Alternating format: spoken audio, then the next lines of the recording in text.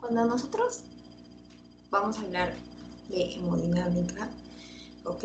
Vamos a, antes de eso, hagan el pretest de nuevo. Y ahora sí, vamos a hablar sobre hemodinámica, ¿ok? Cuando nosotros hablamos de fisiología hemodinámica, pues tenemos que recordar, ¿no? Que cuando estamos en el tema de cardio, pues el corazón es el órgano central, ¿no? De todo este sistema circulatorio, ¿ok? Recordemos que el corazón que es un músculo, pero está hueco, ¿verdad? Que funciona como una bomba, ¿ok?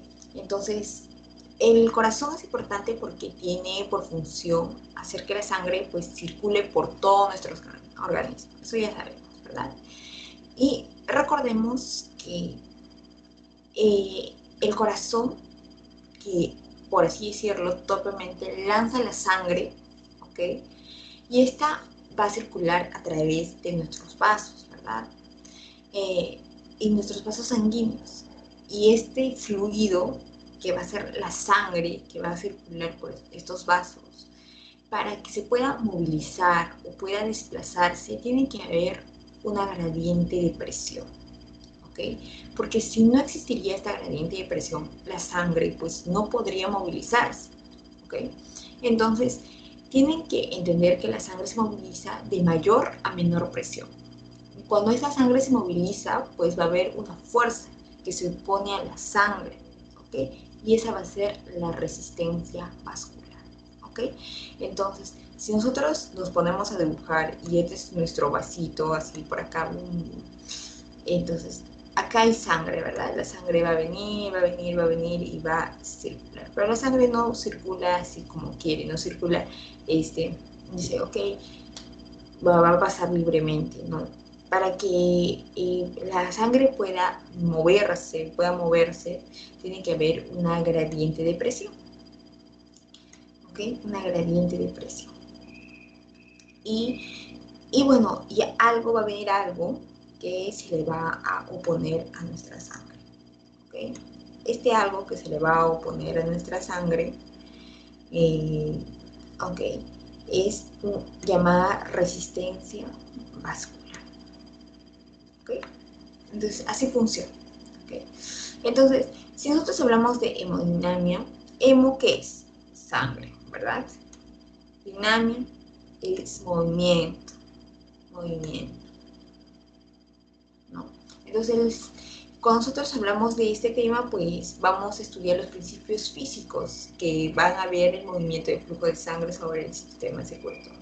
Y para eso tenemos tres variables que vamos a tener. ¿Okay? Vamos a tener el flujo sanguíneo, la resistencia vascular, la presión en todas sus gradientes. Y primero vamos a hablar sobre el flujo sanguíneo. ¿Okay? Cuando nosotros hablamos de flujo sanguíneo, nos vamos a referir a qué es la cantidad de sangre que atraviesa un determinado punto de referencia, ¿ok? Es la cantidad de sangre que atraviesa en un determinado punto de referencia en nuestro sistema circulatorio, ¿ok? Pero va a ser la cantidad de sangre que atraviesa determinado punto en una unidad de tiempo, ¿ok? Por eso tiene una fórmula. Ahora, el flujo sanguíneo se representa con la letra Q, ¿ok? El flujo sanguíneo ustedes lo van a ver siempre con la letra Q, de eso no se olviden, la letra Q. Y sus apellidos, que yo siempre le digo las unidades con las que esta va a estar, va a ser mililitro por minuto o litro por minuto.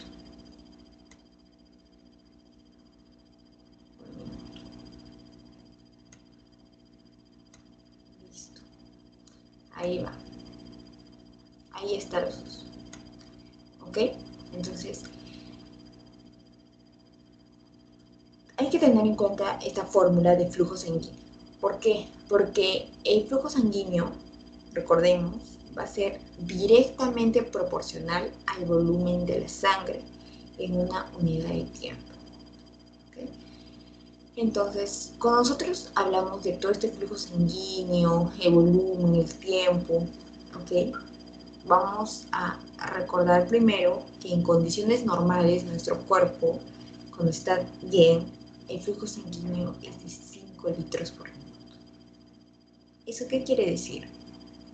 Que en un determinado punto, ¿ok?, en el sistema circulatorio pasan 5 litros por minuto, ¿ok?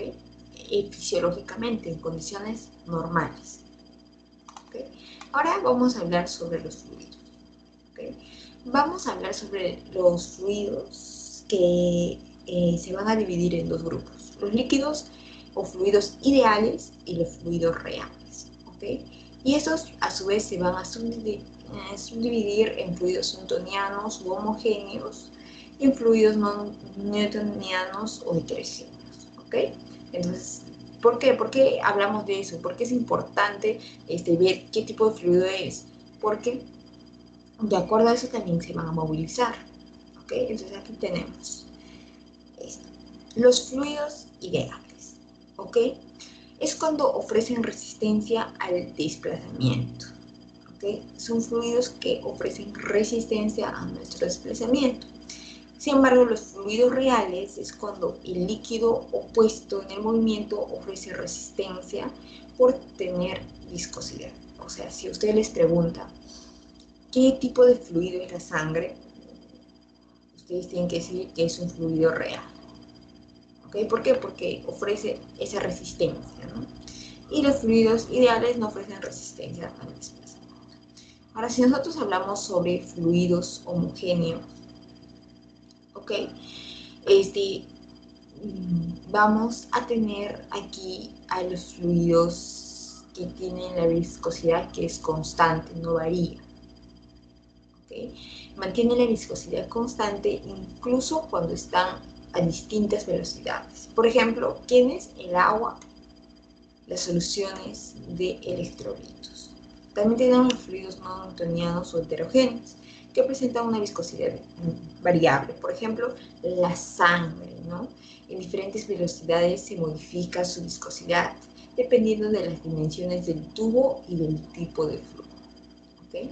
Entonces, por eso es importante hablar sobre qué tipo de fluidos y qué tipo de líquido es, porque si nosotros hablamos netamente del agua, el agua es constante, va a pasar con la misma velocidad, va a tener la misma viscosidad en todos los lugares. Sin embargo, los fluidos no newtonianos o heterogéneos van a presentar una viscosidad variable.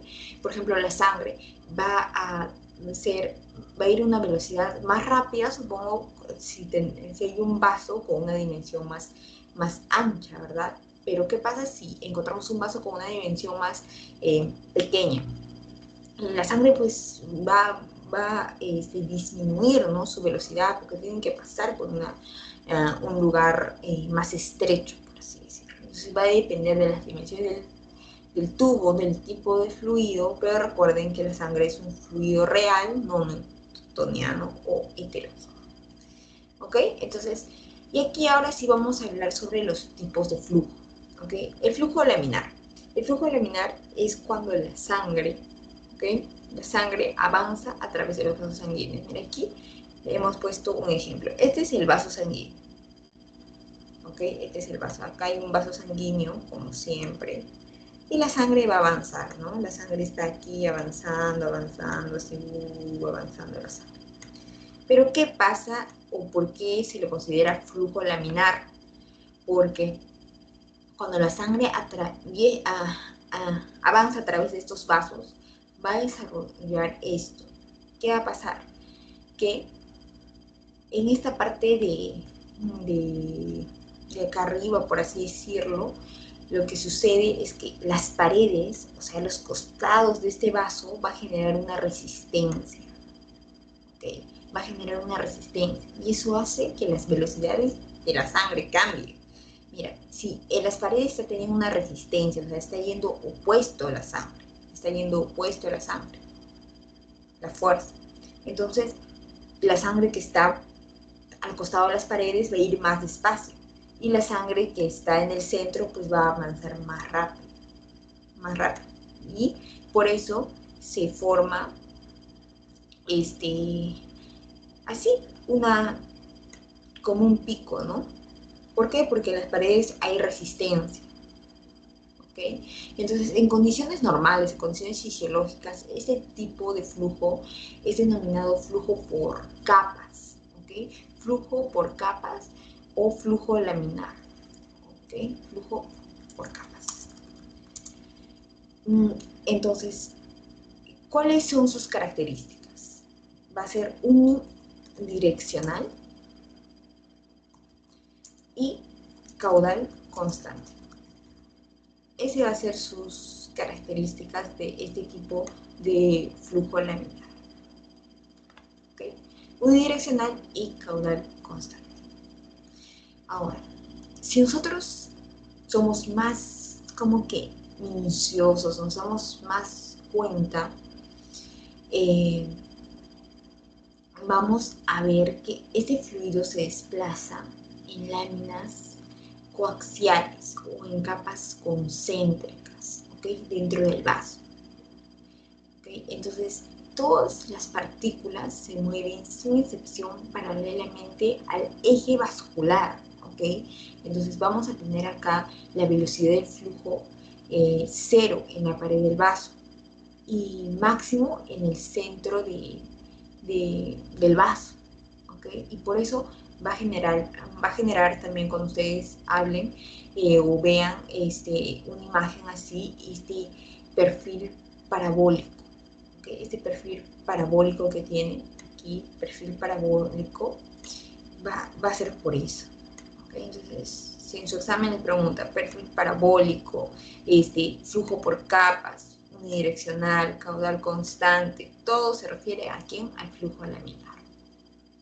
¿Okay? ¿Y a qué se refiere el flujo turbulento? No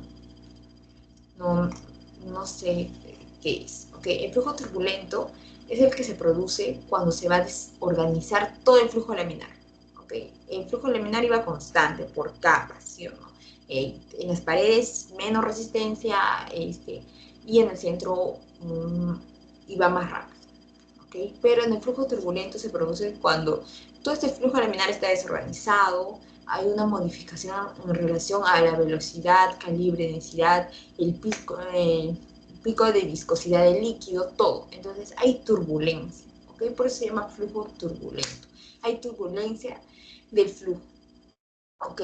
Entonces se produce aquí cuando hay soplos, ¿okay? Hay ruidos y se pueden estar a nivel del corazón o a nivel de una arteria o si hay una obstrucción en una arteria. ¿Okay? Entonces, en este flujo turbulento va a haber una desorganización, ¿okay? Y va a haber un avance, una rotura frente al avance, ¿okay? Y las partículas de líquido, ¿qué van a hacer? Van a seguir cualquier dirección menos la dirección que tenía el flujo laminar. Por eso ahí las flechitas, ¿no? Las flechitas están a todo lado, hay cualquier dirección. ¿Cuándo se da? Se produce cuando existen ruidos o soplos, no solo a nivel del corazón, sino de una arteria, ¿no? A nivel del corazón o arterias, ¿ok? Entonces van a seguir diferentes direcciones. Bueno, entonces, ¿y cuándo se da esto? ¿Cuándo este flujo turbulento se origina? Por ejemplo, cuando hay una alta velocidad del flujo, o sea, cuando la sangre sale y avanza muy rápido y genera turbulencias. Puede haber una sangre fuerte que entra con bastante presión, ¿ok? Y genera todo esto. Cuando hay obstrucciones de flujo, imagínense que en las arterias hay una obstrucción. Cuando hay bifurcaciones, ¿a qué se refiere eso? Por ejemplo, tenemos acá está. Bien, está viniendo la sangre y uy, hay una bifurcación, se encuentra entre dos. ¿Qué va a hacer la sangre? Va a tener que redistribuirse para acá y redistribuirse para acá, ¿verdad? Entonces, cuando ocurre esta bifurcación, esta bifurcación, es cuando la sangre también puede hacer este flujo turbulento. ¿Ok? Y también una superficie rugosa. La sangre ya no avanza de forma laminar. En superficies rugosas, la sangre ya no va a avanzar de una manera por capas unidireccional. ¿Ok? Se va a ir por todo lado. Ese es el flujo turbulento. ¿Ok?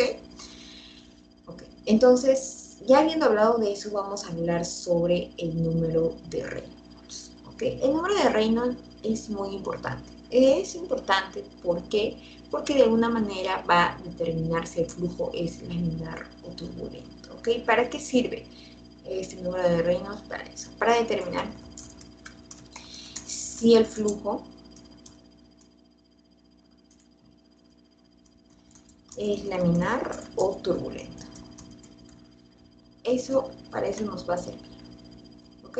Para eso nos sirve el número de Reynolds.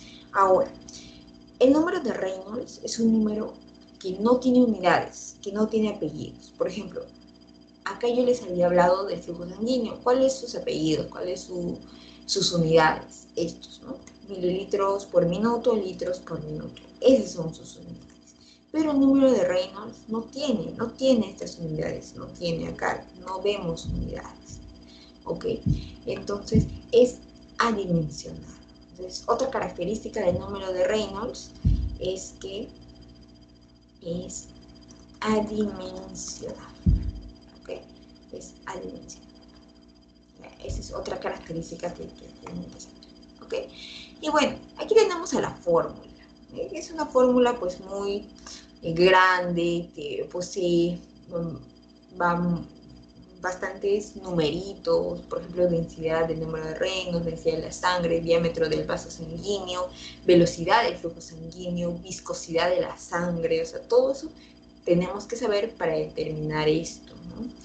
Y tenemos que este número de Reynolds es directamente proporcional a la densidad de la sangre, al diámetro del vaso sanguíneo y a la velocidad del flujo sanguíneo.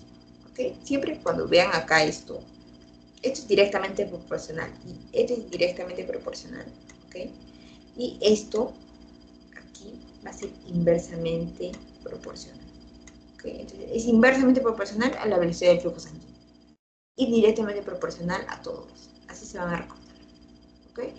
Y bueno, pues Reynolds establece un número, este número que hemos dicho que no tiene unidades, pero aquí está como que la importancia de este número y ya venían en sus exámenes, ¿no?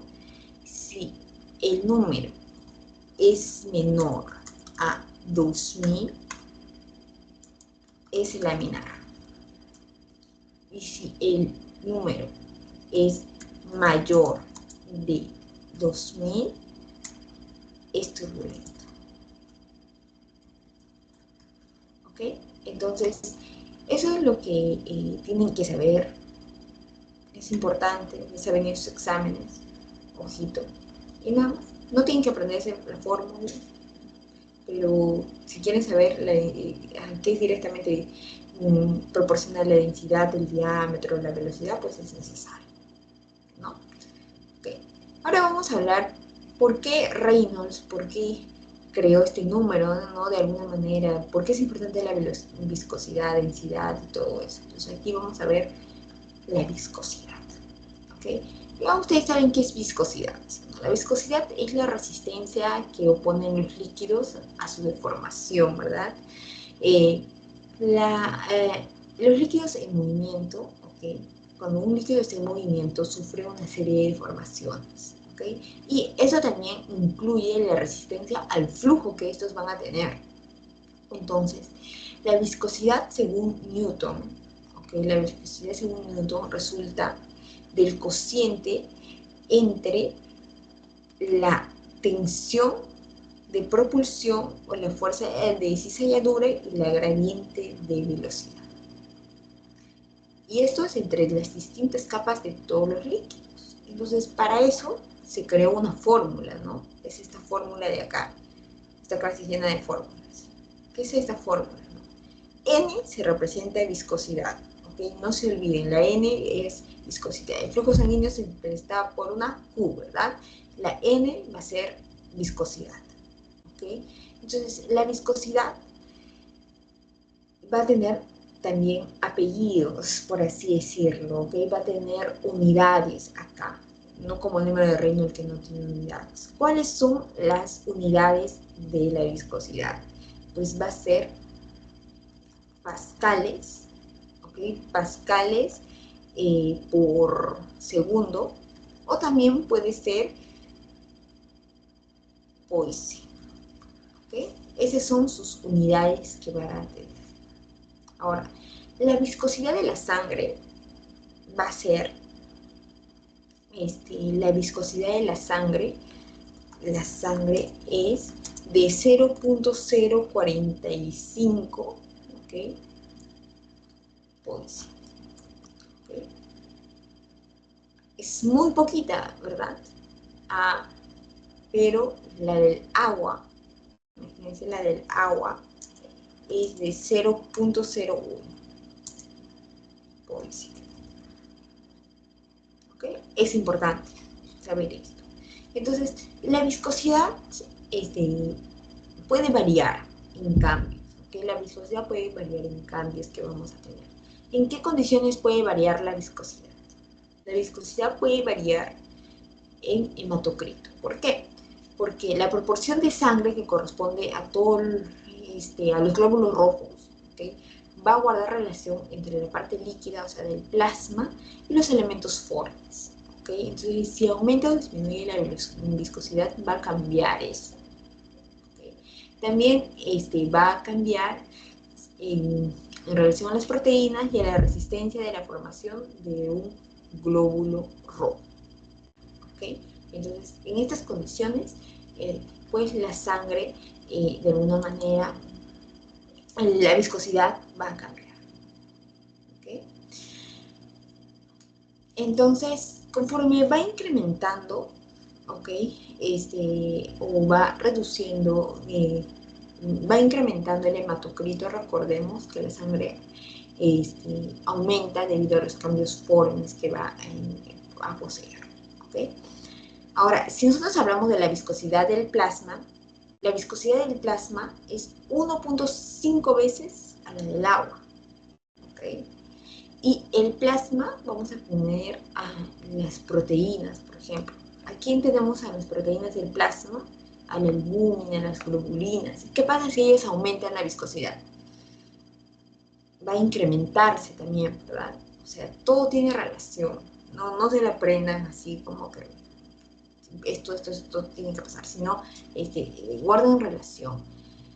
Tenemos en el plasma, tenemos las proteínas. Si aumenta la velocidad, se va a incrementar también, ¿no? Ahora, recordemos que a mayor viscosidad, menor flujo. Y si disminuye la viscosidad, mayor flujo. Y esto es como que es obvio, ¿no? Por ejemplo, si ustedes agarran una manguera, ¿ok? Y colocan agua con maicena, ¿ok? La maicena tiene más viscosidad, ¿verdad? Va a tener más viscosidad. Y ustedes empiezan a pasar ahí, va a haber un menor flujo. Va a pasar, pero va a haber un menor flujo. Pero si ustedes colocan en una manguera, van a poner solo agua, la viscosidad es menor y el flujo va a ir mucho más rápido. ¿Ok? Entonces, esto guarda relación. Por ejemplo, si un paciente que tiene anemia, ¿ok? Hay una disminución de la viscosidad, porque un paciente que tiene anemia, pues sus elementos formes van a variar, ¿sí o no? Pero si hay una disminución de la viscosidad de la sangre, la resistencia periférica también va a ser menor, ¿verdad? ¿Qué va a pasar si es menor viscosa la sangre? Pues va a haber mayor flujo, va a pasar más rápido el flujo de un paciente con anemia. ¿Ok? Entonces, ahí hay que tener en cuenta eso. Ahora, por ejemplo, en la enfermedad como un mieloma múltiple, por ejemplo, si se aumentan las globulinas, la viscosidad de la sangre también va a aumentar. Entonces, ¿qué pasa ahí en eso? Si hay mayor viscosidad, hay menor flujo, ¿verdad? Si menor flujo, Entonces, así ustedes van a relacionar una enfermedad con que si hay mayor flujo o menor flujo. ¿Okay? Ahora vamos a hablar sobre el segundo, ¿no? Habíamos dicho que vamos a hablar sobre la viscosidad, y ahora vamos a hablar sobre la resistencia. ¿Okay? Cuando nosotros hablamos de una resistencia vascular, recordemos que la sangre va a circular a través de los vasos sanguíneos, ¿no? Y va a generar una resistencia al libre pasaje de la sangre. Habíamos dicho que va a haber una resistencia. Ahora, las fuerzas que van a reforzar, que se oponen a esta circulación de la sangre, haciéndole que no tenga la energía suficiente, ¿okay? ¿Cuáles van a ser? El rozamiento entre las sucesivas capas de líquido, que ya habíamos dicho, que es la viscosidad, o sea, rozamiento de las sucesivas capas de líquido, la velocidad, que es representado siempre por la letra N, no se olvide, y el rozamiento entre la sangre y las paredes del vaso, que es la resistencia vascular. ¿Okay? Si a ustedes le dicen que la sangre, en las paredes del vaso hacen una resistencia a la sangre, y eso, ¿cómo se llama? Resistencia vascular. ¿Okay? Entonces, la resistencia vascular es el grado de dificultad que presentan los vasos sanguíneos a la libre circulación de la sangre en su interior. Eso es. ¿Okay? Y la resistencia vascular, pues es más fácil. Lo representamos con la letra R, ¿no? La letra R. Así es la resistencia vascular. Ahora, ¿por qué es importante la resistencia vascular o por qué es importante hablar de la resistencia vascular? Porque la resistencia es directamente proporcional a la gradiente de presión e inversamente proporcional a la del flujo. Que habíamos dicho que la Q que es el flujo, ¿no? Y la P es va a ser la gradiente de presión. ¿Okay? Gradiente de presión en los extremos del circuito.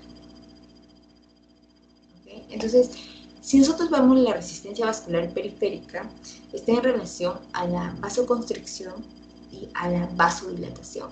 ¿Qué es la vasoconstricción? Cuando un vaso está así y va de alguna manera, pues, a hacerse más estrecho. Pero la vasodilatación es cuando un vaso está así y se va a dilatar, ¿no?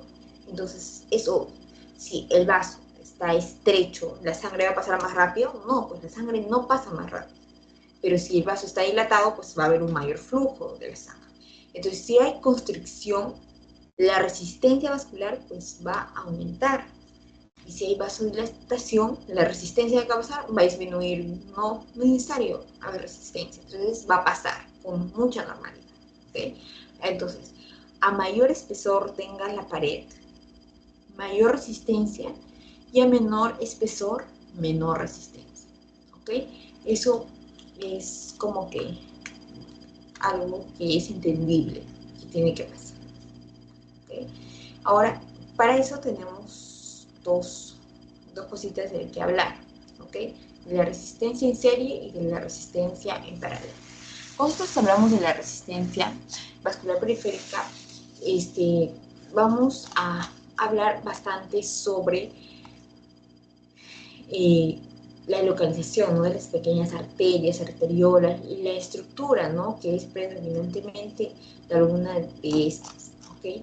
Recordemos que la resistencia vascular periférica no es constante y homogénea, ¿ok? No es constante en todos los territorios vasculares, o sea, no es constante en cada parte de nuestro cuerpo. Va a haber distintas circunstancias en nuestro cuerpo y también va a tener mucho que ver mediadores químicos, o también va a tener que ver el sistema nervioso vegetativo, que va a generar diversas modificaciones de la resistencia vascular periférica. Entonces, va a haber momentos que va a haber vasodilatación y se va a incrementar el diámetro del vaso, ¿no? Y va a abrirse el vaso, entonces la resistencia va a caer, va a ser menor. Pero, ¿qué pasa si los vasos se van a constreñir? Los vasos se constriñen, el calibre del vaso disminuye y la resistencia cae, ¿no? Entonces, ¿qué pasa? Imagínense ustedes que están haciendo ejercicio en su vida cotidiana. Ustedes hacen ejercicio físico y cuando ustedes hacen ejercicio se produce una vasodilatación en todos los territorios vasculares que va a existir. Entonces, mientras hay una vasodilatación, es cuando ustedes hacen ejercicio. Pero si hay una vasoconstricción en territorios inactivos, por ejemplo, cuando ustedes están corriendo, su estómago está funcionando, o sea, es como que está funcionando, está haciendo su funcionamiento, no, ¿verdad? Entonces, los vasos que están en nuestro estómago, pues van a estar en vasoconstricción, no van a estar en vasodilatación. Ahí va. Entonces, a eso me refiero cuando la resistencia periférica es muy constante. En nuestro cuerpo va a hacer o va a suceder la vasodilatación y la vasoconstricción, depende de qué esté pasando en ese momento. ¿Okay? Entonces, por ejemplo, cuando ustedes están comiendo, están en proceso de alimentación, de digestión de alimentos, pues, ¿dónde va a estar más funcionamiento irrigado, ¿no? En el aparato digestivo? Entonces, ahí es cuando va a haber una vasodilatación, ¿no? Entonces, ahí vamos a hablar sobre la resistencia en serie, ¿no? Por ejemplo, en este caso, y aquí es como un ejemplo de un esquema, hay una resistencia, ¿ok? Hay una resistencia. Vamos a tener la resistencia 1, vamos a tener la resistencia 2 y vamos a tener la resistencia 3. Los vasos sanguíneos y sus resistencias se encuentran alineados en series. En serie, la resistencia total, ¿cuál va a ser la suma de cada uno? ¿Okay? Si nosotros queremos ver cuál es la resistencia, vamos a sumar R1 más R2 más R3. ¿Okay? Entonces, por ejemplo, si yo hago una resistencia en serie, algo más, pues lógicamente la resistencia va a aumentar porque solo lo vamos a sumar, ¿ok? La resistencia en serie es cuando de alguna manera estos vasos están conectados de forma secuencial, pues, ¿no? La resistencia es igual a toda la suma de estas resistencias, ya sea de arterias, arteriolas, venas capilares, venas, etc. ¿Ok? Entonces, lo que nosotros tenemos que hacer es solo sumar, nada más, y por eso le llamamos resistencia en serie. Pero, ¿qué pasa cuando nosotros hablamos de una resistencia en paralelo? Cuando nosotros hablamos de una resistencia en paralelo, las resistencias se ubican paralelamente, pues, ¿no? Como acá ven, resistencia 1, resistencia 2, resistencia 3, están de forma paralela. Entonces, la regla dice, de alguna manera, que la inversa de todas estas resistencias es igual a la suma de las inversas de cada una de ellas. ¿Ok? Y por eso esta es la fórmula para saber la resistencia total. ¿Ok? 1 entre la resistencia 1 más 1 entre la resistencia 2 más 1 entre la resistencia 3. ¿Qué sucede? ¿Qué pasa cuando las tres resistencias tienen el mismo valor? ¿Ok? Tienen, digamos, no sé, un mismo valor. ¿Okay? Si los dos tienen el mismo valor, la resistencia total, el total, vamos a tener 1 entre la resistencia total, que va a ser igual a 3 sobre resistencia, sobre las tres resistencias, ¿ok? Porque son iguales, ¿ok? Entonces, si yo de alguna manera matemáticamente lo despejo, ¿no? La resistencia total es la resistencia 1 entre 3. Eso pasa cuando la resistencia 1, resistencia 2, resistencia 3 son iguales. ¿Ok? Entonces, cuando hablamos de resistencias en paralelo, lo que sucede, ¿qué pasa en nuestro organismo? Mira, acá ya lo vemos en un esquema. ¿Ok? Pero ¿qué está pasando en nuestro organismo? ¿Por qué hablamos de una resistencia así? Nosotros hablamos en nuestro organismo, lo que sucede es que, por ejemplo, nuestro hígado, nuestro riñón, nuestro corazón, nuestro cerebro, están puestos de una forma paralela, pues no están así en serie, no tenemos acá nuestro hígado, corazón, pulmón, no sé, no, sino están en forma paralela, ¿no? Tenemos nuestro cerebro, tenemos nuestro corazón, nuestro hígado, nuestro riñón, etcétera, etcétera, ¿no? Tenemos así. Entonces, por eso nosotros, si queremos saber cuál es la resistencia total, pues tenemos que hacer la suma de esta manera. ¿Okay? Entonces, los órganos están dispuestos en forma paralela y cualquier resistencia o cualquier órgano aislado de alguna manera es menor a la resistencia de cualquiera de ellas, ¿no? Ahora, recordemos que la resistencia en serie aumenta la resistencia del sistema, o sea, va a conectar resistencias en serie de alguna manera, pero la resistencia en paralelo disminuye la resistencia de cada sistema. ¿Okay? Va a conectar resistencias en paralelo y va a resultar que el sistema baja. ¿Okay? Entonces, la resistencia en serie aumenta la resistencia de todo nuestro sistema, pero la resistencia en paralelo disminuye la resistencia de nuestro sistema. ¿Okay? Entonces ya tenemos la resistencia vascular y ahora vamos a ver la presión arterial. ¿Okay? Cuando nosotros hablamos de presión arterial, ¿okay? Vamos a decir que la presión arterial o la presión es la fuerza que ejerce la sangre sobre las paredes del vaso. ¿Okay? Entonces nosotros acá tenemos un vaso, ¿okay? Y tenemos a la sangre que está circulando por acá, pero la presión que va a hacer la sangre sobre el vaso, a eso le llamamos presión arterial. ¿Okay? ¿Y cómo medimos eso? ¿Okay?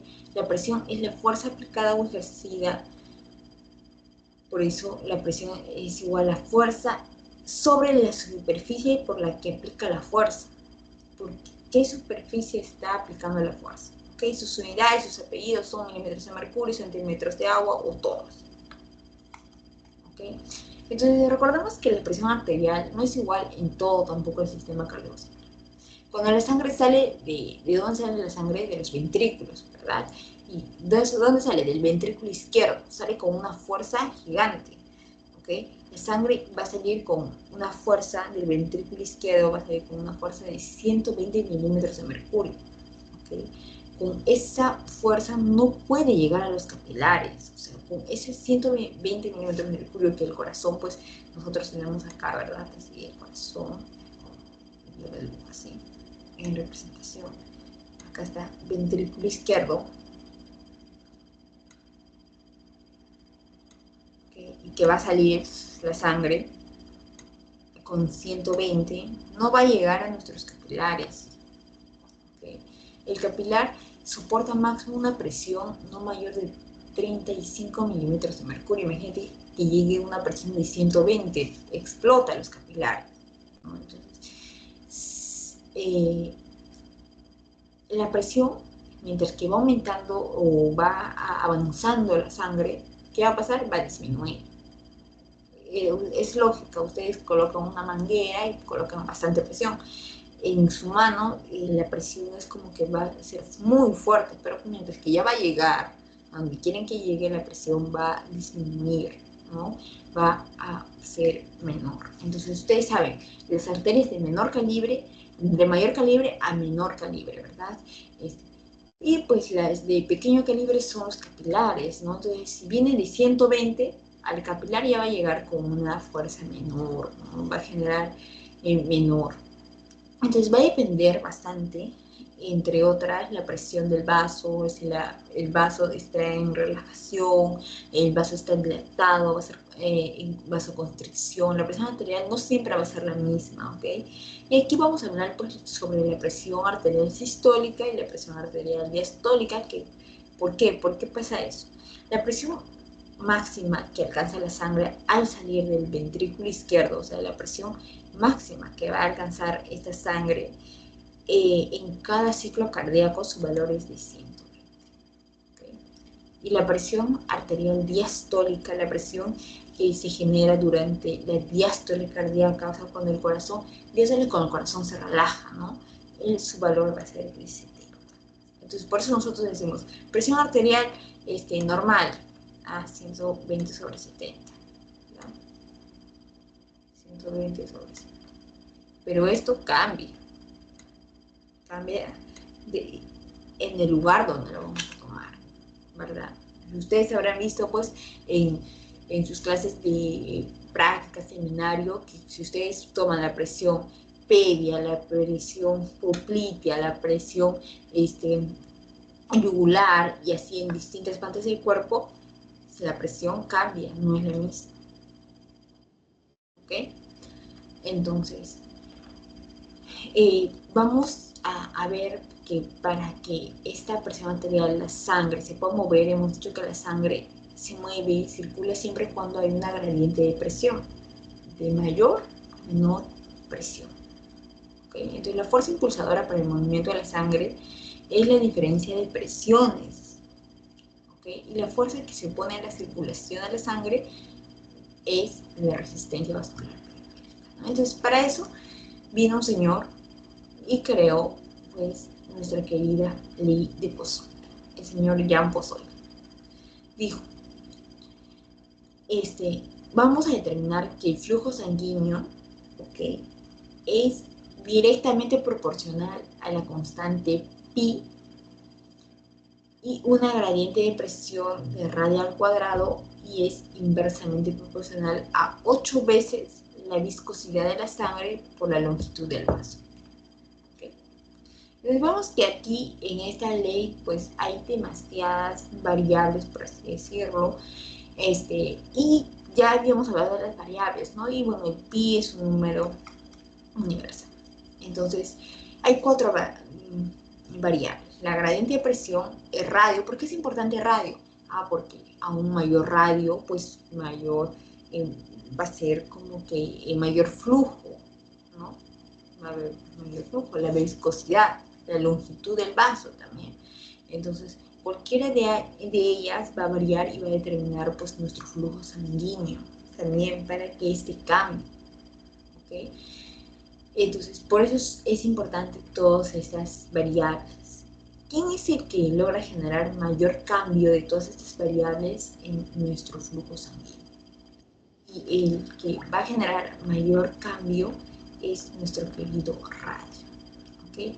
El que va a generar más cambio es el radio.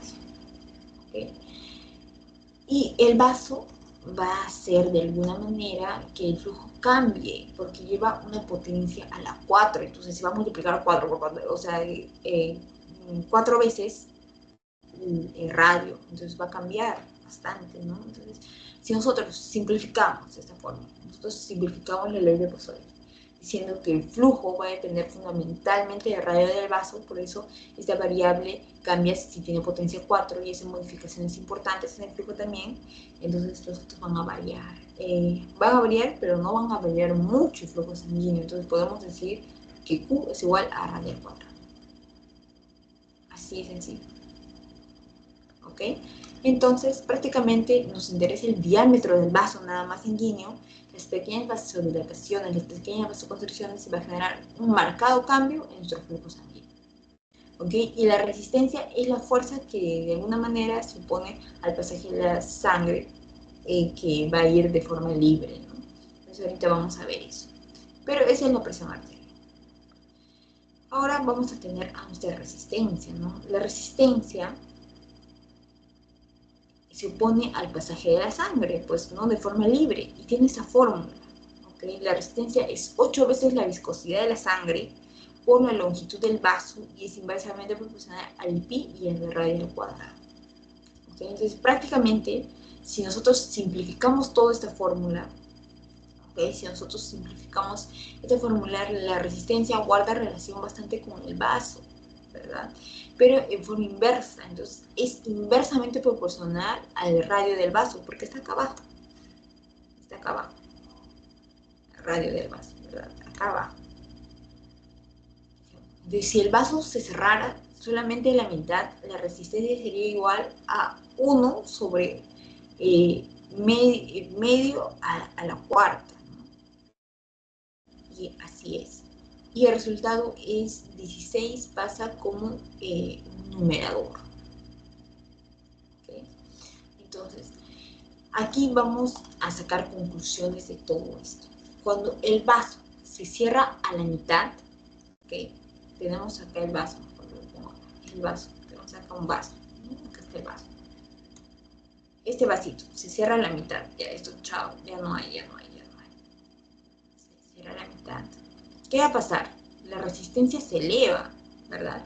¿Y cuántas veces se va a elevar la resistencia? Ya. 16 veces. Y eso ha venido en su examen.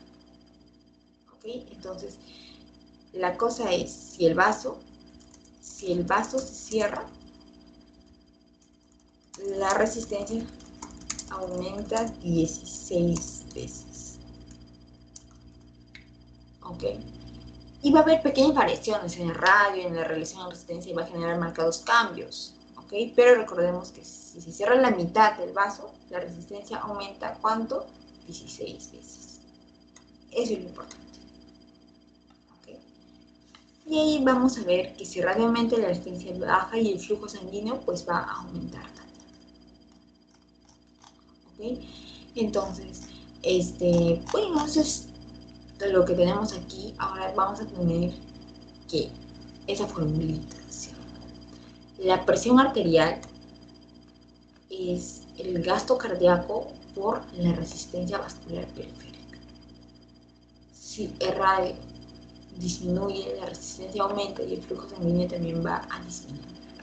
¿Okay? Entonces, no se tienen que aprender, sino como que darle un poco de contexto. ¿Qué está pasando? Siempre pónganse, tenemos un vaso, ¿qué está pasando? ¿Qué pasa si se construye más, si se dilata más? Y así van a sacar, por ejemplo, esas preguntas exactamente les colocan marco lo incorrecto, marca lo correcto, entonces de ahí se van a dar cuenta de eso. Se van a dar cuenta de los dos elementos más importantes a tener en cuenta de resistencia, y es el flujo. El radio disminuye, la resistencia aumenta y el flujo va a bajar también. Eso es lo opuesto a esto, ¿verdad? Y bueno, eso es. Y ahora vamos a hablar un poquito sobre el gasto cardíaco. ¿Okay? El gasto cardíaco es igual a la frecuencia cardíaca más el volumen de latido. ¿Okay? Esa es la fórmula del gasto cardíaco y el volumen de latido. ¿Okay? El gasto cardíaco, la frecuencia cardíaca, litros por minuto, volumen por latido, litros por latido, y el gasto cardíaco es 5 litros por minuto. Un caso sea así, ¿no? Si es 70 por 70 es igual a un número de mililitros por minuto, y esto es igual a litros por minuto. Siempre por eso es importante colocar los apellidos, o sea, las cantidades que es mililitros por minuto, litros por minuto, y no confundirnos. Ahora, recordemos que el volumen del latido tiene que ver bastante con la precarga, la contractibilidad y la resistencia vascular sistémica, o sea, la poscarga. Recordemos que esto es importante saber estos conceptos, que es la precarga, la poscarga, la contractibilidad. Por ejemplo, la precarga es el grado de estiramiento de la fibra miocárdica ventricular al final de la diástole. ¿Okay? ¿Y qué es la poscarga? La fuerza que se opone a este vaciamiento ventricular, contra la cual el ventrículo debe contraerse. Y la contractibilidad es la capacidad del ventrículo que se va a contraer, ¿no? Entonces, esos conceptos no se tienen que olvidar. Yo sé que lo han hecho en la primera clase de gasto cardíaco, fácil en ciclo cardíaco lo han hecho un poco, pero no se olviden esos conceptos, ¿ok? No creo que les venga como que fórmulas, pero igual les he colocado acá unos, por decir, unos preguntas que tienen que ver en relación, pues, al cálculo, ¿no? Mira, este es, por ejemplo, el cálculo del gasto cardíaco a partir de la frecuencia cardíaca, ¿okay? De la frecuencia cardíaca y el volumen sistólico, ¿okay? Entonces, vamos a hacer eso, ¿no? Por ejemplo, si nosotros hablamos sobre datos que nos pueden dar, vamos a decir, la frecuencia cardíaca nos da que es 75 latidos por minuto, ¿okay? Y el volumen sistólico es 70 milímetros por latido, ¿okay? Entonces nosotros recordamos aquí esta fórmula, ¿verdad? Gasto cardíaco es igual a frecuencia cardíaca, ¿verdad? Por volumen sistólico. Por volumen sistólico. Entonces lo único que colocamos acá, pues, para determinar fuerza cardíaca es fuerza cardíaca 75, ¿verdad? Latidos por minuto. Y el volumen sistólico es 70. Entonces, si nosotros sacamos eso, 7 por 5, 35, luego 5.250 mililitros por minuto, ¿no? Que eso lo podemos resumir en 5.25, ¿no? Litros por minuto. Litros por minuto. Ese es el gasto cardíaco. ¿Fácil? Sí, ¿no? Porque ya nos están dando cuánto es la frecuencia cardíaca, el volumen sistólico. Es el cálculo de gasto cardíaco a partir de la frecuencia cardíaca y el volumen sistólico. Pero ¿qué pasa si nosotros hablamos del impacto de la contractibilidad del gasto cardíaco?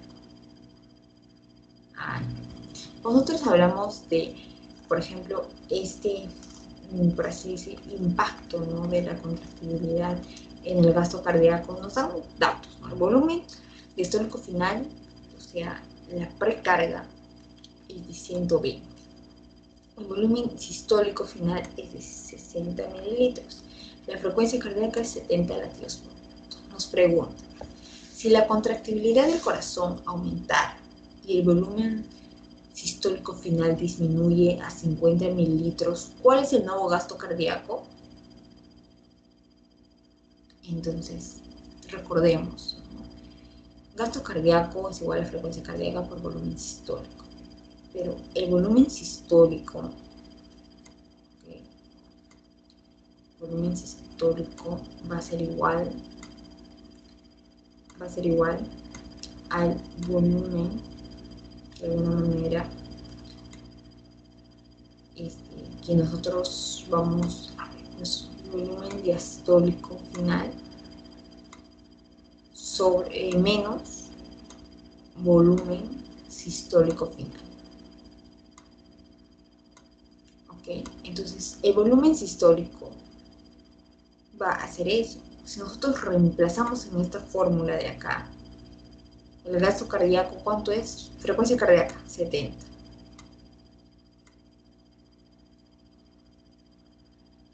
Por, y abrimos paréntesis, volumen diastólico final, 120. Menos volumen sistólico final, 60.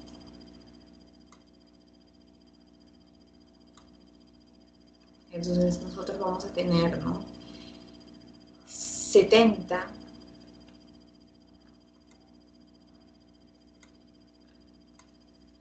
por 60, que nos va a dar 420, que 4200, que es 4.2 litros por minuto.